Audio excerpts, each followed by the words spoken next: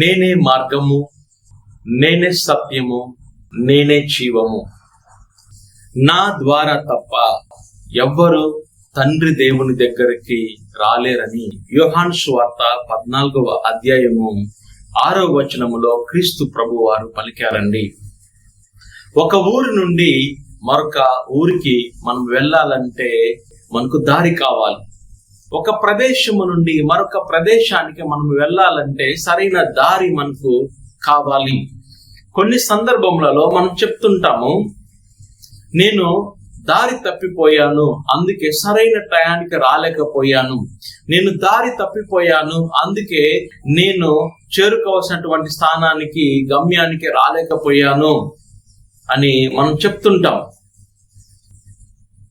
మన జీవితంలో దారి అనేది చాలా ముఖ్యమండి. ప్రపంచంలో ఉన్న ప్రతి ఒక్కరికి దేవుని తెలుసుకోవాలి అనేటువంటి ఆశ ఉంది.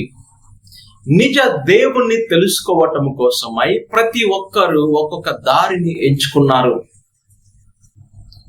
దేవుని తెలుసుకోవాలి, ఆయన అనుభూతిని పొందుకోవాలి అనేది దేవుడు మన హృదయంలో పెట్టినటువంటి కోరిక. ఆయన ఆ కోరికను పెట్టకపోతే ప్రపంచంలో ఉన్న ఎవరు కూడా దేవుణ్ణి తెలుసుకోవాలి అని అనుకోరు. దేవుణ్ణి తెలుసుకోవాలి అంటే దేవుని కొరకు ప్రతి ఒక్కరూ ఒక మార్గాన్ని, దారిని ఎంచుకున్నారు. చాలా సంవత్సరాలు నువ్వు ఎంచుకున్నటువంటి దారిలో నువ్వు ప్రయాణము చేసినప్పటికీ దేవుని యొక్క అనుభూతి నీకు కలగలేదా? ఒక్కసారి క్రీస్తు ప్రభు యొక్క దారిని ఎంచుకో. నేనే మార్గము, నేనే సత్యము, నేనే జీవము, నా ద్వారా తప్ప ఎవ్వరు తండ్రి దగ్గరికి రాలేరు అని ప్రభు పలుకుచున్నారు.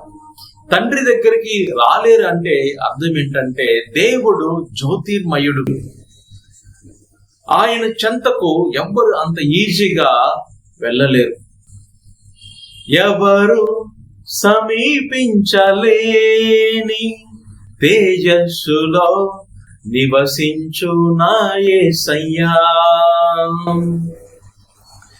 ఎవ్వరు సమీపించలేనటువంటి ప్రదేశంలో దేవుడు ఉన్నాడు.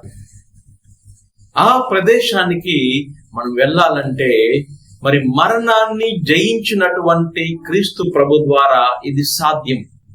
ఒక్కసారి క్రీస్తు ప్రభు యొక్క దారిని నువ్వు ఎంచుకో. ఆ దారిలో నువ్వు ప్రయాణం చేయి. ఆయన యొక్క వాక్కు ప్రకారం జీవించు. ఆ వాక్కు ప్రకారం నువ్వు అడుగులు వేయి.